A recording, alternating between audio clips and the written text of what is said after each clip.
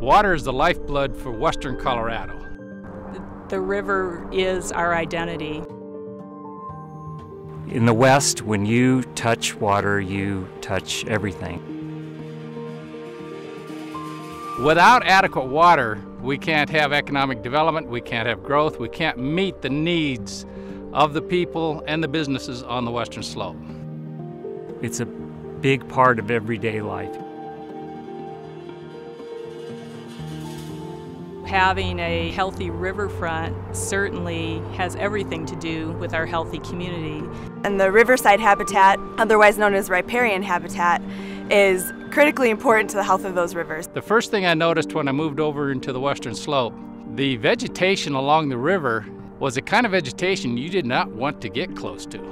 Tamarisk is an invasive plant. It's a woody tree, like a shrub. It came over to the United States in the mid to late 1800s to be used in erosion control and as an ornamental. And quickly it became prolific in our western river systems. It was crowding things out, and once you got on shore, you couldn't walk anywhere. It was just terrible to try to use the shorelines for any kind of recreation. Tamarisk are responsible for channelizing the river. They introduce fire into systems that traditionally don't get fire. They outcompete native plants. And then in terms of human aspect, they really impact recreation and agricultural practices that really are beneficial and very important to the quality of life for us in the West. And you start adding up the amount of water the tamarisk and the Russian olive were drinking, that's water that can't be used downstream. How does anything solve a problem that goes from here to California?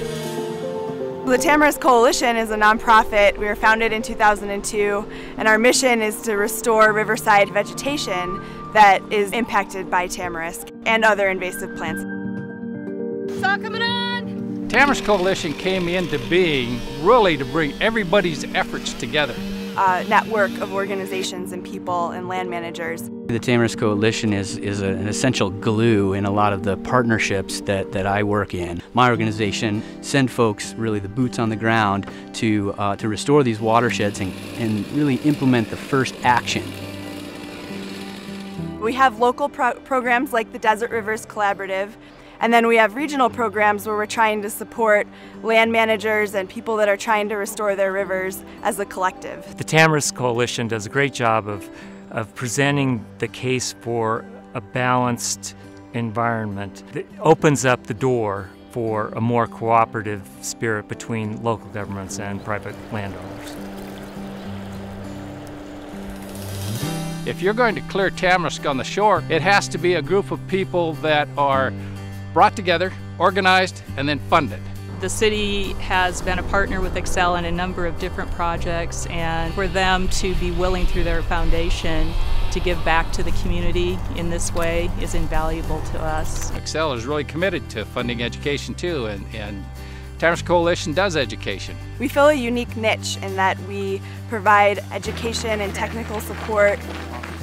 Mostly in these wetlands here, it's mainly going to be your sedges, rushes, and grasses. This is a spike rush, Eliocorus.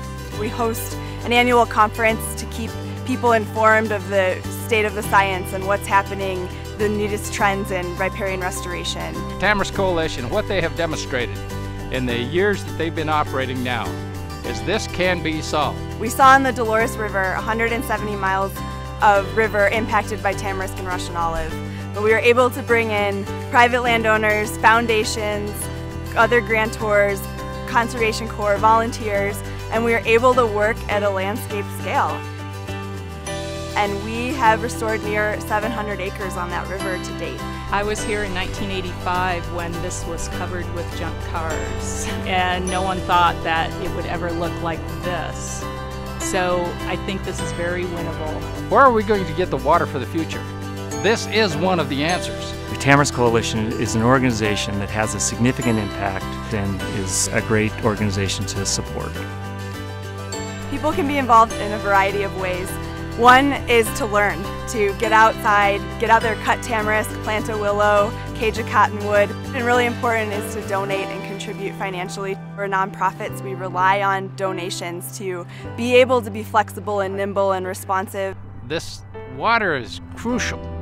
is absolutely crucial to what happens in the future. In order for us to live and be sustainable and achieve environmental goals and just live a great quality of life, we need to have a strong regard for the environment, and I see Xcel having that.